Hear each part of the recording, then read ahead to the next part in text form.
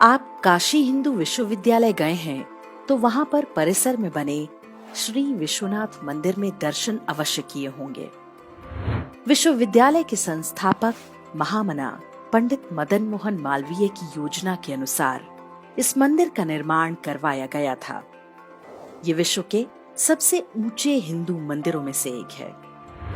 मंदिर में प्रवेश करते ही आपको पत्थरों पर अंकित वेदों के कुछ संदेश दिखाई देंगे। इन्हें मालवीय जी की इच्छा पर यहाँ लगाया गया है। कहते हैं कि मालवीय जी चाहते थे कि उनके इस गुरुकुल में पढ़ने वाले छात्र छात्राएं इस मंदिर में आने वाले सभी सनातन धर्मावलंबी इन संदेशों को समझें और अपने जीवन में उतारें। यहाँ पर लिखा है, संपूर्ण जगत में आर्य धर्मी अर्थात सत्य धर्मी बनाओ। आर्य धर्म का विश्व में प्रचार करो। वेद तथा आर्य धर्म सृष्टि के आरंभ से चला आ रहा है।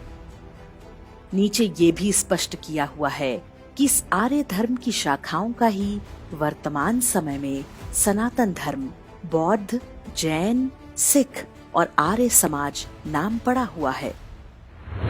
इन्हीं संदेशों में ऋषियों द्वारा वीरता के उपदेश भी अंकित हैं। इसमें अथर्व वेद की ऋचाएं लिखी हैं, जिनका अर्थ है पिशाचों के साथ, चोर लुटेरों के साथ, डाकुओं के साथ मैं कभी समझौता नहीं कर सकता। जिस गांव में, जिस नगर में मैं जा पहुंचता हूं, पिशाच वहां से भाग खड़े होते हैं। जो कोई भी चोर लुटेरा हमारे पास आएगा वो अच्छी तरह से कुट पिट कर लौटेगा। विश्वनाथ मंदिर के प्रवेश पर लिखा ये संदेश बताता है कि इस महान विश्वविद्यालय की स्थापना के साथ महामना मालवीय के मन में क्या भय रहे होंगे। उनको तक्षशिला से लेकर नालंदा और विक्रमशिला जैसे महान विश्वविद्यालयों के ध्वंस का पता रहा होगा। मालवीय जी जानते थे कि वो पिशाच आज हमारे समाज के अंदर घुस चुके हैं। काशी हिंदू विश्वविद्यालय भी एक ना एक दिन उनका निशाना बनेगा। वेदों के माध्यम से मालवीय जी ने संदेश दिया है कि शत्रु कितना धूर्त और मायावी है। हमें किस तरह से अपने धर्म, समाज और राष्ट्र की रक्षा करनी है। परतंत्रता के लंबे कालखंड के बाद भी आर्य धर्म का दीपक बुझने नहीं पाया, तो इसमें मालवीय जी के इस परिसर से निकले छात्रों का बड़ा योगदान रहा है। इनमें गुरु गोलवलकर और अशोक सिंघल जैसे ढेरों नाम हैं। और अब इस चित्र को देखिए। ये रोजा इफ्तार काशी हिंदू विश्वविद्यालय में चल रहा है। इसका आयोजन करने वाला कोई और नहीं बल्कि काशी हिंदू विश्वविद्यालय का ही वाइस चांसलर है, जिसे मालवीय जी के प्रतिनिधि के रूप में पूज्य माना जाता है। कुलपति का नाम प्रोफेसर सुधीर कुमार जैन है। वो पहले आईआईटी गांधीनगर में निदेशक रह चुके हैं। उन्हें ना तो काशी हिंदू विश्वविद्यालय की परंपराओं का पता था, ना ही उन आदर्शों की कोई जानकारी जो मालवीय जी ने तय किए हैं। कुलपति द्वारा आयोजित इस रोजा इफ्तार पार्टी का परिणाम भी कुछ ही घंटों में दिख गया। विद्यालय परिसर की दीवारों पर जगह जगह ब्राह्मणों तेरी कब्र खुदेगी, बीएचयू की धरती पर और कश्मीर तो झांकी है, पूरा भारत बाकी है जैसे नारे लिख दिए गए। जो शक्तियां जेएनयू में खुलेआम घूमती हैं, वो बीएचयू में भी हैं, लेकिन यहाँ पर वो छिप कर रहते हैं। वाइस चांसलर का समर्थन मिलते ही वो खुलकर बाहर आ गए। जिन देश विरोधी नारों की कभी बीएचयू में कल्पना भी नहीं की जा सकती थी, वो पहली बार परिसर की दीवारों पर दिखाई दे रहे हैं। ये सब रातों रात नहीं हुआ है।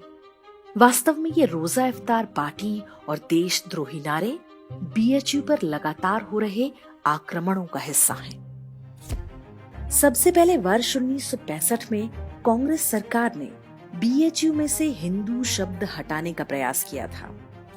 तब के शिक्षा मंत्री मोहम्मद करीम छागला ने राज्यसभा से इसका प्रस्ताव पास भी करा लिया था, लेकिन बीएचयू के छात्रों और आरएसएस के कड़े विरोध के बाद सरकार को पीछे हटना पड़ा था। इसके बाद कांग्रेस के ही दबाव में विश्वविद्यालय के दक्षिणी कैंपस का नाम राजीव गांधी के नाम पर रखा गया। वर्ष 2019 में फिरोज खान नाम के व्यक्ति को संस्कृत विद्या धर्म विज्ञान संकाय में अध्यापक बनाने का प्रयास हुआ। धर्म विज्ञान संकाय हिंदू पर्वों और परंपराओं के संरक्षण का काम करता है। स्वयं मालवीय जी का निर्देश था कि इस विभाग में केवल सनातन धर्म वाला व्यक्ति ही प्रवेश कर सकता है। वर्ष 2019 में बीएचयू के अंदर से मुहर्रम का जुलूस भी निकाला गया था।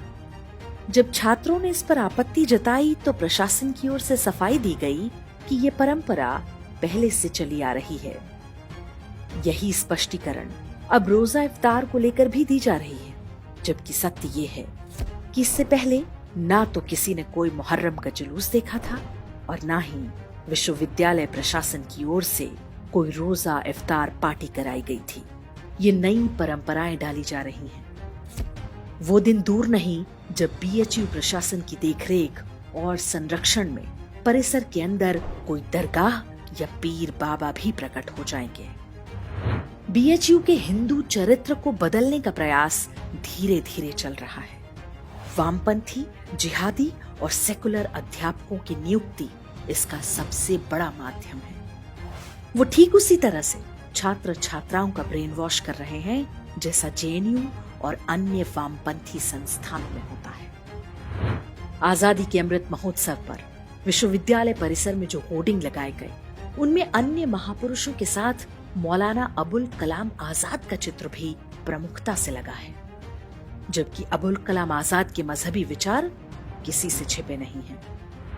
बीएचयू की वेबसाइट भी इसी तरह के ब्रेन वॉश की झलक देती है। धर्म, राष्ट्र और शिक्षा को लेकर महामना मदन मोहन मालवीय ने बहुत सारी महत्वपूर्ण बातें कही हैं, लेकिन वेबसाइट के प्रथम पृष्ठ पर ही उनका जो कथन डाला गया है वो ये कि भारत केवल हिंदुओं का देश नहीं, ये मुस्लिम, ईसाइयों और पारसियों का भी है। भारत तभी शक्तिशाली और विकसित होगा जब सभी समुदायों के लोग आपसी सद्भाव के साथ रहें। मालवीय जी ने ये बात काशी हिंदू विश्वविद्यालय की स्थापना से बहुत पहले वर्ष 1909 में लाहौर में कांग्रेस पार्टी के अध्यक्ष के रूप में कही थी।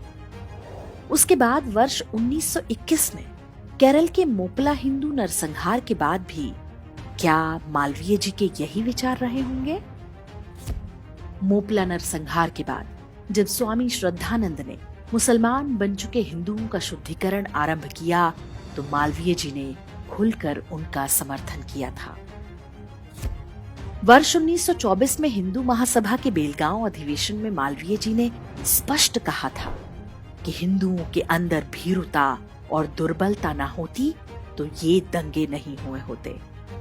भारत राष्ट्र के लिए सुरक्षित स्थिति पैदा करने के लिए हिंदुओं के अंदर बैठी दुर्बलता को दूर करना आवश्यक है। वर्ष 1946 में जब बंगाल के नोआखाली में हिंदुओं के नरसंहार और बलात्कारों का समाचार आया तो मालवीय जी अत्यंत व्यथित हो उठे थे।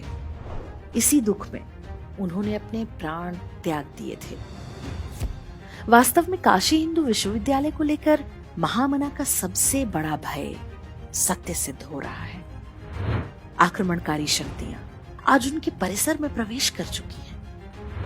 यहाँ की दीवारों पर उन्होंने अपनी उपस्थिति दर्ज करा दी है। उन्हें रोकने वाला कोई नहीं है। जिनका ये उत्तरदायित्व था वो आक्रमणकारियों के साथ रोजा इफ्तार कर रहे हैं। ऐसे विपरीत समय में हिंदू समाज के मार्गदर्शन हेतु महामना के ये संदेश आज भी अपने स्थान पर हैं।